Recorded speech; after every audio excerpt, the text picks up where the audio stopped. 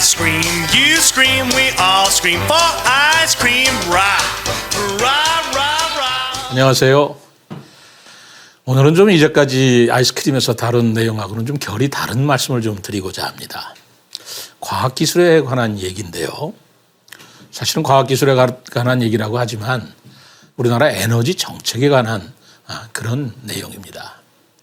최근에 우리 원전 폐기 문제를 가지고 우리 사회가 굉장히 뜨겁게 달구어져 있는데 우리 핵 에너지 정책은 어떻게 해야 되는가라는 것을 나름대로 깊게 생각해 본 것이죠. 에너지 문제.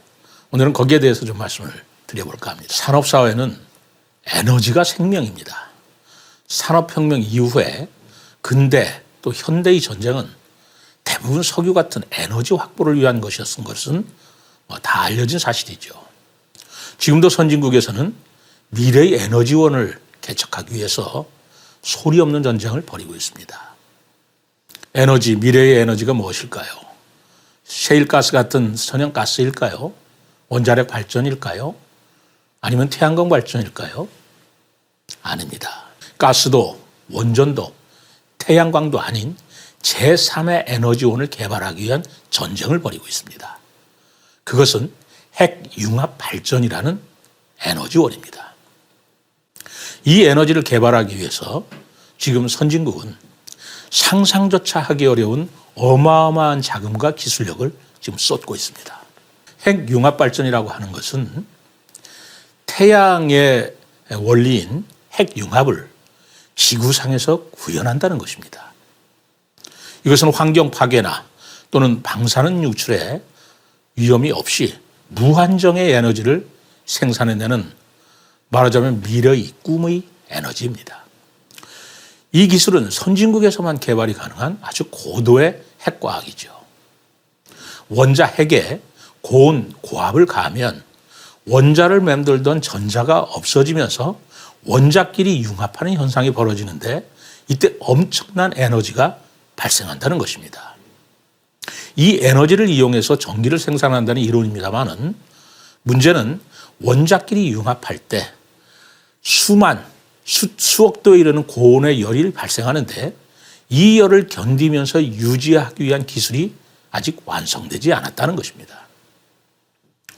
이 기술을 개발하기 위해서 현재 선진 7개국에서는 국가 합동으로 자금과 기술을 투자해서 국제 핵융합 실험로, 즉 이터라는 것을 건설하고 있는데 그 7개국이 EU, 미국, 중국, 일본, 인도, 러시아, 그리고 바로 우리 한국입니다. 2007년도부터 프랑스에 건설되고 있는 이 이터라고 하는 국제 핵융합 실험로는 작년 2020년에 참가국들이 각자 납품한 핵심 장치들을 총조립하는 단계에 돌입했습니다.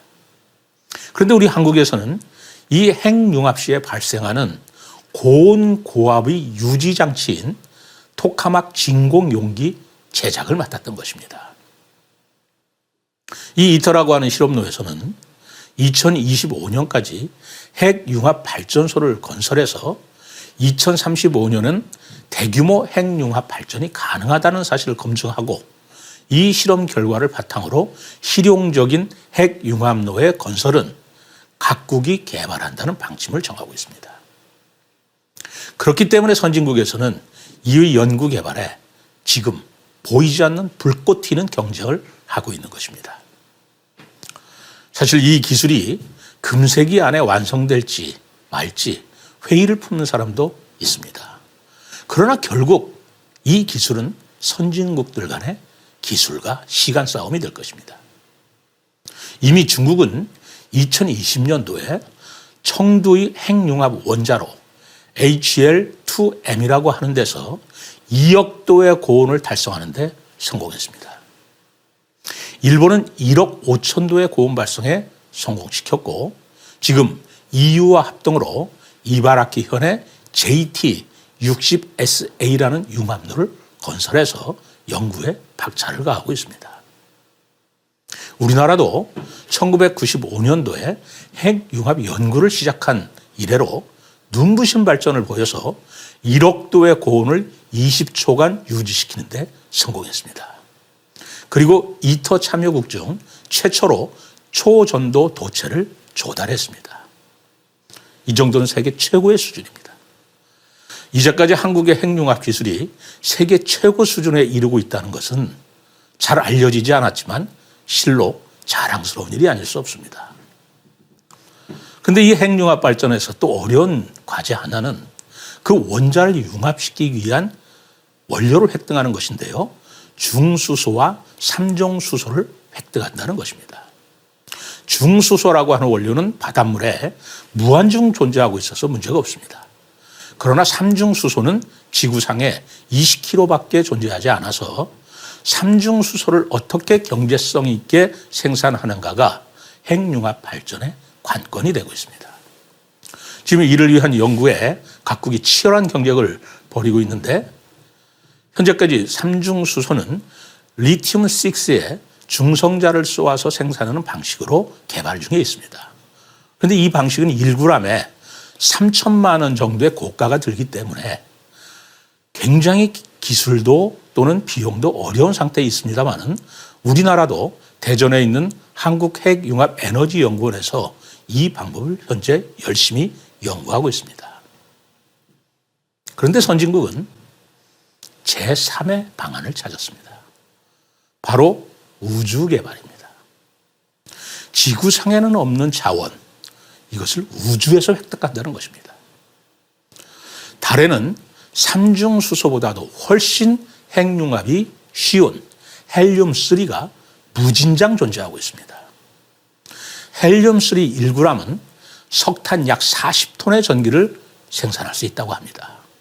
그렇다면 이 헬륨-3를 이용한 핵융합 발전은 기술적으로도 대단히 간단하고 방사능 폐기물도 없고 비용도 그리 들지 않는 가장 이상적인 에너지로 꼽히고 있는 것입니다. 달에는 1969년 미국에서 아폴로가 착륙을 했습니다. 그러나 그동안 50년 동안 달은 선진국들의 기술 경제, 전시로서 보여졌던 것에 비해서 방치되어 왔던 것이 사실입니다. 그런데 최근에 중국을 비롯한 미국, 일본, 인도가 앞을 다투어서 달 탐사선을 보내고 있습니다. 왜 그럴까요? 일본은 2007년도에 달 탐사선 헬레네 1호를 보냈고 2020년도에 셀레네 2호를 발사한 바 있습니다. 그리고 2030년도에는 달에 유인 착륙을 목표로 하고 있습니다. 인도는 2008년에 달 궤도 위성을 이미 띄웠고 올해 2021년에는 최초로 달이 남극에 무인 탐사선을 보내겠다고 선언을 했습니다. 중국도 2014년부터 시작해서 작년 2020년도에는 달이 뒷면에 착륙해서 달의 토석을 채취해서 돌아온 것을 우리가 알고 있습니다. 그리고 2025년까지는 달에 무인기지를 건설한다는 목표도 세워뒀습니다. 그런데 우리나라는 정권에 따라 이 달 탐사 계획이 오락가락하고 있습니다. 노무현 정부 때 달 탐사선 발사 시기를 2025년으로 잡았다가 박근혜 정부 때는 2020년으로 앞당겨졌지만 뭐 여러 가지 정치적인 이유 때문에 정작 예산은 제대로 집행되지 않았고 현재의 문재인 정부에서는 달 탐사선 발사 시기를 2030년까지로 또 미루어서 발표했습니다. 우리나라는 그동안 중형급 위성 아리랑 1, 2, 3호를 개발하고 운영을 한 경험이 있기 때문에 사실 달 탐사선 개발은 시간 문제라는 게 우리나라 전문가들의 진단입니다. 문제는 정부의 정책이 이런 과학 기술의 수준을 뒷받침하지 못하고 있다는 것이죠. 핵융합 발전은 핵 분열을 통한 원자력 발전, 요즘 얘기하는 원전, 이 원전의 4배 내지 10배의 에너지를 얻으면서 환경 문제도 거의 없고 방사능 문제도 거의 없는 아주 이상적인 에너지입니다. 그렇지만 우리나라는 선진 각국이 천문학적인 비용과 기술을 쏟아서 비밀리에 핵융합 발전 연구와 달 탐사 프로젝트에 열정을 쏟고 있을 때 원자력 발전소를 점차로 폐기한다고 발표하고 있습니다. 그러다 보니까 대학의 원자력 공학과가 지금 자연스럽게 쇠퇴할 수밖에 없습니다. 그리고 세계 최고의 우리 원자력 기술 두뇌들이 중국 같은 해외로 좀 유출되고 있다는 것이 우려되는 사항이 아닐 수가 없는 것이죠. 태양광 발전에 집착하면서 핵발전 연구나 달 탐사에는 어쩐지 대단히 소극적인 것입니다. 미래 세대를 우려하는 과학기술인들, 뜻있는 지식인들은 그래서 긴장하지 않을 수가 없는 것입니다. 원자력과 원자공학은 결코 뒤지거나 게을리해서는 안 되는 미래의 에너지 과학입니다. 한때 세계에서 가장 빈곤했던 나라였던 우리나라가 어느새 세계 최고의 원전 기술자들을 보유하고 핵융합이나 원자력 발전이나 세계 최고의 수준을 가지고 있다는 것은 결코 우연이 아닙니다. 줄임배를 부여 안고 밤을 새워서 공부한 우리 국민들이 피땀으로 이룩한 성과인 것입니다. 그런 최고급 두뇌들이 지금 해외로 유출되고 있고 핵과학 기술이 점차로 쇠퇴되고 있다는 것을 염려하는 지식인들이 많습니다. 암울한 생각에 심각해지지 않을 수가 없습니다. 우리는 과거에 집착해서 미래에 눈을 감아서는 안 됩니다. 우리의 경쟁국들은 지금 핵융합 발전이라는 에너지 개발에 국가와 미래의 명운을 걸고 연구하고 있다는 것을 우리가 꿈에서도 잊어서는 안 될 것입니다. 산업사회에서는 에너지가 생명이기 때문입니다. 그래서 저는 어려운 상황이지만 그럼에도 불구하고 미래를 위해서 오늘도 고군분투하고 있는 우리 과학자들을 응원하고 싶습니다. 한국핵융합에너지연구원 그리고 한국항공우주연구원 이 두 기관의 과학자분들을 진심으로 응원하고 우리 국민들께서도 이 부분에 좀 더 깊은 관심을 가져주실 것을 부탁하고 싶은 것입니다. 감사합니다.